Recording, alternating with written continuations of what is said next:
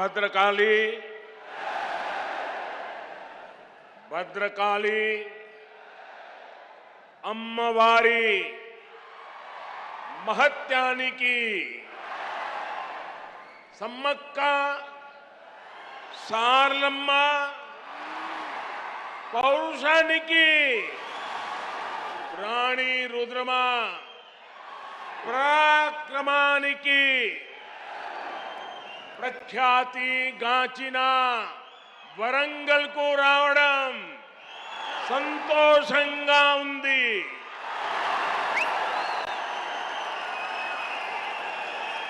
आज मैं एक बीजेपी कार्यकर्ता के रूप में वारंगल में आप सबके बीच आया हूं। ये क्षेत्र जनसंघ के जमाने से ही हमारी विचारधारा का मजबूत किला हुआ करता है। जब संसद में बीजेपी की सिर्फ 2 सीटें थी, तब हनुमान कांडा से सी जंगा रेड्डी जी सांसद हुआ करते थे। आज बीजेपी दुनिया का सबसे बड़ा राजनीतिक दल है, तो इसमें तेलंगाना की इस धरती की बहुत बड़ी भूमिका है। मुझे खुशी है कि अब यहां बीजेपी का निरंतर विस्तार हो रहा है।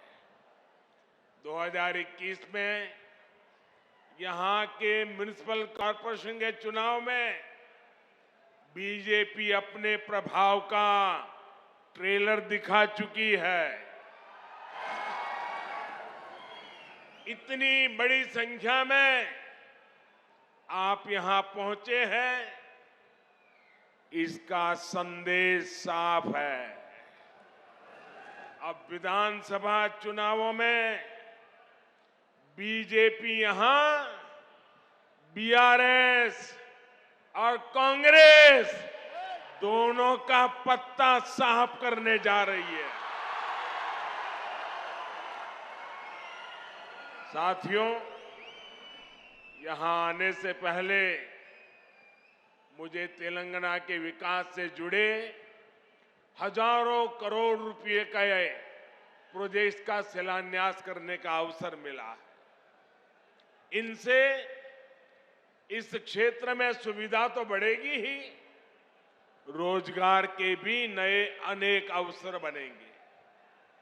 पिछले 9 वर्षों में केंद्र की बीजेपी सरकार ने तेलंगाना के विकास के लिए पूरी शक्ति से काम किया है। आज तेलंगाना में करीब 36,000 करोड़ रुपए के नेशनल हाईवे प्रोजेक्ट पर काम चल रहा है। 2014 में तेलंगाना के लिए जो रेल बजट था, आज उसका 17 गुना 17 टाइम अधिक रेल बजट तेलंगाना के पास है। भाजपा का लक्ष्य यही है, तेलंगाना विकसित बने, तेलंगाना भारत को विकसित बनाए। साथियों, भारत की आत्मनिर्भरता में तेलंगाना की भूमिका बहुत बड़ी है। जब भारत ने तय किया है कि हम कोरोना की वैक्सीन, भारत की अपनी वैक्सीन बनाएंगे, तो तेलंगाना के लोगों ने आगे बढ़कर अपना दायित्व निभाया। जब भारत ने तय किया कि हम दवाइयों के लिए कच्चा माल बनाएंगे, तो तेलंगाना के लोग नई ऊर्जा के साथ जुट गए। जब भारत ने तय किया कि हम मेड इन इंडिया पर बल देंगे, तो तेलंगाना के मैन्युफैक्चरर्स ने पूरी ताकत लगा दी। जब भारत ने तय किया हम यूरिया में आत्मनिर्भर होंगे तो बरसों से बंद रहा रामागुंडम खाद कारखाना फिर से सजीव हो उठा। और साथियों, जब भारत ने अपनी रेल को आधुनिक बनाने का फैसला किया तो भी इसमें तेलंगाना ही अपनी बड़ी भूमिका निभा रहा है। अब काजीपेट में वैगन बनाने की नई फैक्ट्री बन रही है। यहां बनने वाले सैकड़ों वैगन भारतीय रेल के विस्तार और एक्सपोर्ट दोनों को बल देंगे। भाइयों और बहनों, बीते 9 वर्षों में पूरी दुनिया में देश का इतना गौरव बढ़ा है, भारत को लेकर आकर्षण बढ़ा है, इसका भी फायदा तेलंगाना को हुआ है। यहां पहले के मुकाबले अब ज्यादा इन्वेस्टमेंट आ रहा है और इस ज्यादा इन्वेस्टमेंट का फायदा तेलंगाना के युवाओं को हो रहा है, उसे नौकरी मिल रही है। भाजपा सरकार ने दुनिया में भारत की जो साख बढ़ाई है ये उसी का नतीजा है। लेकिन सवाल ये है कि यहां तेलंगाना में जो सरकार है उसने क्या किया। साथियों, यहां की राज्य सरकार ने सिर्फ 4 काम किए हैं। यहां की सरकार ने सिर्फ 4 काम किए हैं। पहला, सुबह शाम मोदी को, केंद्र सरकार को रेगुलरली गाली देने का काम किया है। पूरी डिक्शनरी इसी काम में लगाई है।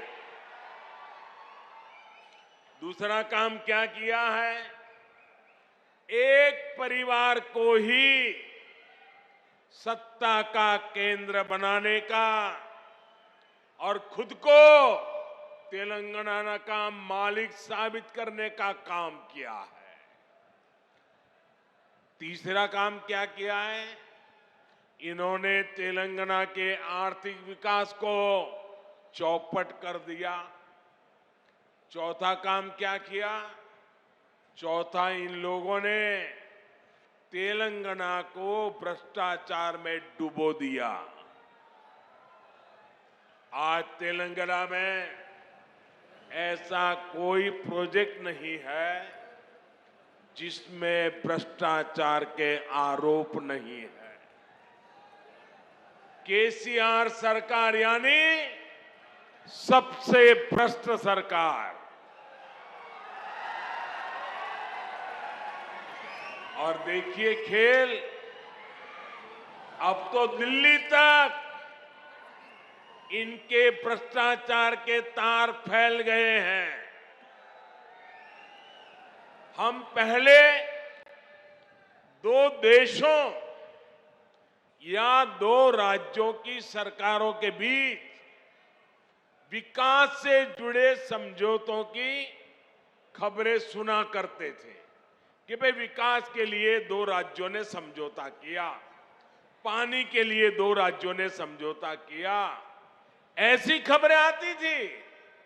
लेकिन ये पहली बार हुआ है जब 2 राजनीतिक दलों और 2 राज्य सरकारों के बीच भ्रष्टाचार की डील के आरोप लगे हैं। ये दुर्भाग्य है कि जिस तेलंगाना के लिए जनता ने इतना संघर्ष किया, इतने बलिदान दिए, उस जनता को ऐसे दिन देखने की नौबत आई है। और साथियों, मैं एक और बात कहूंगा, यहां सत्ता में जो परिवार बैठा है, जो करोड़ों को घोटालों में लिप्त है, जिस पर जांच एजेंसियों का शिकंजा लगातार कस रहा है, जिसकी पोल तेलंगाना के लोगों के सामने खुल चुकी है, वो परिवार अब तेलंगाना की जनता को गुमराह करने के लिए, माइंड डाइवर्ट करने के लिए नए नए हथकंडे अपना रहे हैं। आपको इन हथकंडों से, इनकी चालबाजियों से सावधान रहना है। साथियों, मैं जब भी तेलंगाना आता हूं, आप सभी लोगों की एक और छटपटाहट समझ आती है। आप लोगों ने कभी नहीं सोचा था कि एक दिन इस तरह परिवारवादी राजनीति के शिकंजे में हमारा तेलंगाना फंस जाएगा। परिवारवादियों को सिर्फ अपने बच्चों, अपने बेटे बेटियों के भविष्य की चिंता होती है। उन्हें देश के, तेलंगाना के दूसरे बच्चों का भविष्य बर्बाद होने से कोई फर्क नहीं पड़ता। और देश के लोगों को, तेलंगाना के लोगों को एक और बात भी नोट करनी होगी। ये जितनी भी परिवारवादी पार्टियां हैं, उनकी नींव भ्रष्टाचार पर खड़ी होती है। परिवारवादी कांग्रेस का भ्रष्टाचार पूरे देश ने देखा है। परिवारवादी बीआरएस का भ्रष्टाचार पूरा तेलंगाना देख रहा है। कांग्रेस हो या बीआरएस, दोनों ही तेलंगाना के लोगों के लिए घातक है। इन दोनों से ही तेलंगाना के लोगों को बचकर रहना है। साथियों, किसी भी जनप्रतिनिधि के लिए सबसे बड़ा पाप होता है अपनी जनता का भरोसा तोड़ना।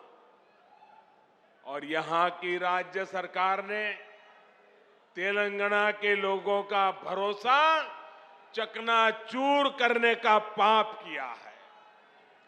कितनी सारी उम्मीदें लगाई थी आप लोगों ने, लेकिन हर उम्मीद को तेलंगाना सरकार ने तोड़कर रख दिया।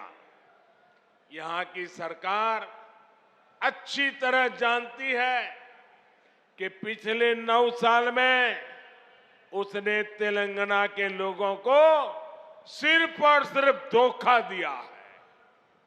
उसने राज्य में एक के बाद एक भर्ती घोटाले करके यहां के युवाओं के साथ विश्वासघात किया है। तेलंगाना आंदोलनों के वो दिन मैं कभी भूल नहीं सकता। कितनी बड़ी बड़ी बातें कही गई थी कि हम यहां लाखों भर्तियां करेंगे, युवाओं को सरकारी नौकरी देंगे, लेकिन आपको इन लोगों ने सिर्फ और सिर्फ झूठ ही दिया है।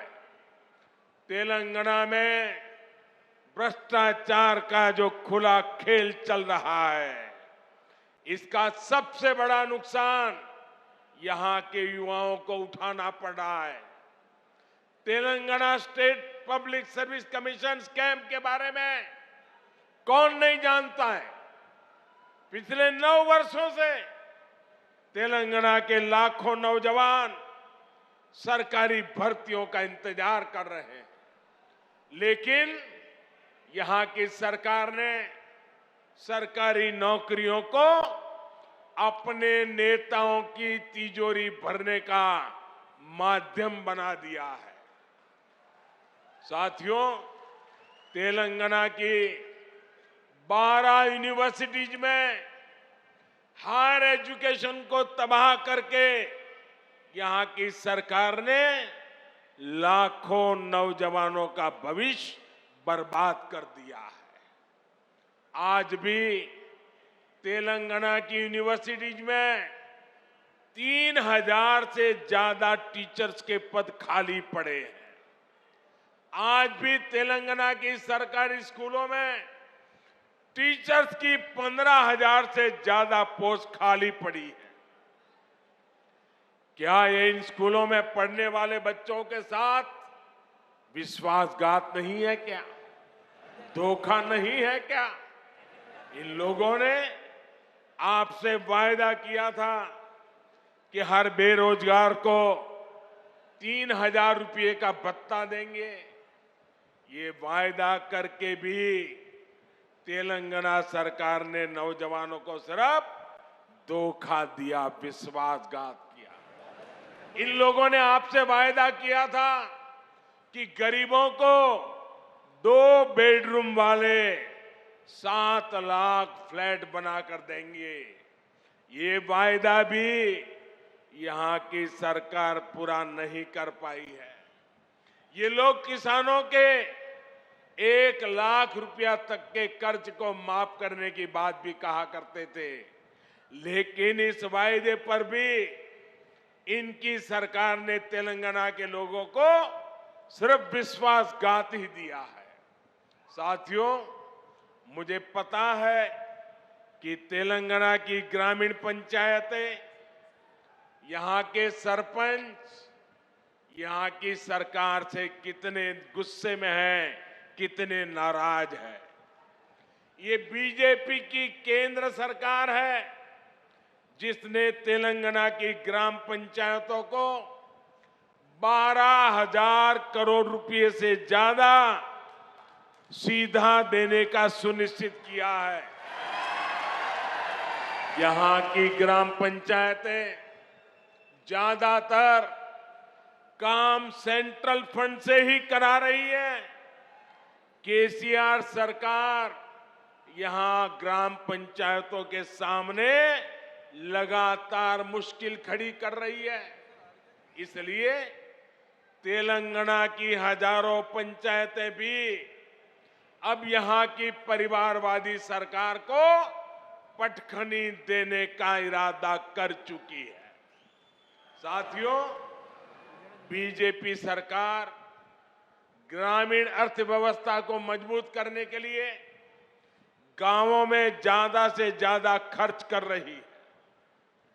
पैडी प्रोक्योरमेंट के माध्यम से यहां के धान किसानों को पिछले 9 साल में 1,30,000 करोड़ रुपए से ज्यादा दिए गए। मनरेगा के तहत तेलंगाना के गांवों में करीब करीब 25,000 करोड़ रुपए का काम कराया गया है। पीएम किसान सम्मान निधि के जरिए भी तेलंगाना के करीब 40 लाख किसानों के बैंक खाते में 9,000 करोड़ रुपए सीधे भेजे गए हैं। पीएम आवास योजना के तहत जो करोड़ों घर बनाए गए हैं, उनसे भी हजारों करोड़ रुपए ग्रामीण अर्थव्यवस्था में पहुंचे हैं। साथियों, बीजेपी ने निरंतर प्रयास किया है कि किसानों को सशक्त करें, उनके खर्च कम करें, उनकी आय बढ़ाएं। हमने लागत का 1.5 गुना एमएसपी देने का वादा किया था। हमने वो गारंटी को पूरा करके दिखाया। हमने दाल की एमएसपी पर रिकॉर्ड खरीदी करके हमारी गारंटी पूरी की। हमने सिंचाई के नेटवर्क को सशक्त करने का वादा किया था, वो गारंटी भी हमने पूरी की। किसानों को कोल्ड स्टोरेज की दिक्कत ना हो, इसके लिए दुनिया का सबसे बड़ी भंडारण योजना पर पूरा काम हो रहा है। आप जानते हैं कि जो 7 मेगा टेक्सटाइल पार्क देश में बनने वाले हैं, उनमें से भी एक यहां तेलंगाना में बनने जा रहा है। इन सभी प्रयासों का लाभ यहां के किसानों को होगा, हमारे कॉटन ग्रोवर किसानों को होगा। भाइयों बहनों, तेलंगाना की सरकार ने गरीब, दलित, पिछड़े आदिवासियों को सिर्फ झूठे वादे दिए, झूठी घोषणाएं दी, लेकिन केंद्र की बीजेपी सरकार ने सही मायने में इन वर्गों को सशक्त किया है। वारंगल सहित इस पूरे क्षेत्र में बड़ी संख्या में आदिवासी और पिछड़े समाज के लोग रहते हैं। पहले की सरकारों में हमारे आदिवासी भाई बहनों के साथ सौतेला व्यवहार किया जाता था। सड़कें हो, पीने का पानी हो, स्कूल हो, अस्पताल हो, हमारे ट्राइबल भाई बहन का नंबर सबसे अंत में आता था। आदिवासी क्षेत्रों के विकास के लिए बीजेपी ने पहले की सरकारों की सोच और अप्रोच दोनों को बदल दिया। हमने आदिवासी क्षेत्रों में सैकड़ों नए एकलव्य मॉडल स्कूल खोले। हमने वन उपज के सही दाम देने के लिए एमएसपी का दायरा बढ़ाया। हमने जनधन केंद्रों के माध्यम से रोजगार के नए साधन तैयार किए। आज आप देख रहे हैं कि इन आदिवासी क्षेत्रों में 6 लेन के 4 लेन के हाईवे बन रहे हैं, इंडस्ट्रियल कॉरिडोर बन रहे हैं, मिशन मोड पर 4G नेटवर्क की सुविधाएं तैयार की जा रही है। आदिवासी परिवारों में सिकल सेल एनीमिया की बहुत बड़ी दिक्कत है। अब बीजेपी सरकार ने सिकल सेल एनीमिया को जड़ से हटाने के लिए भी अभियान शुरू किया है।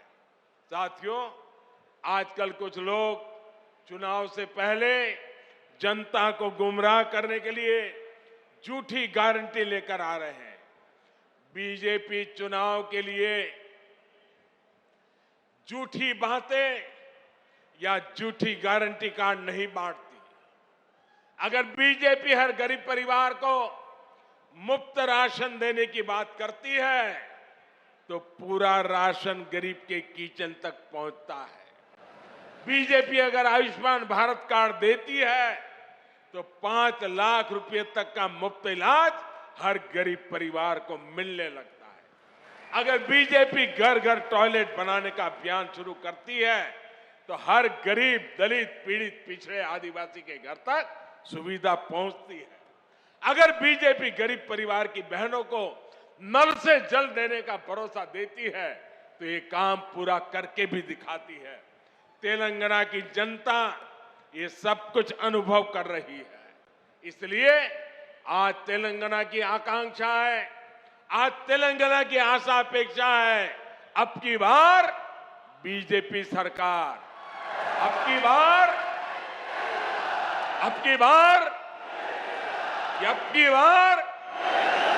यही भाव मैं यहां वारंगल में देख रहा हूं, पूरे तेलंगाना में देख रहा हूं।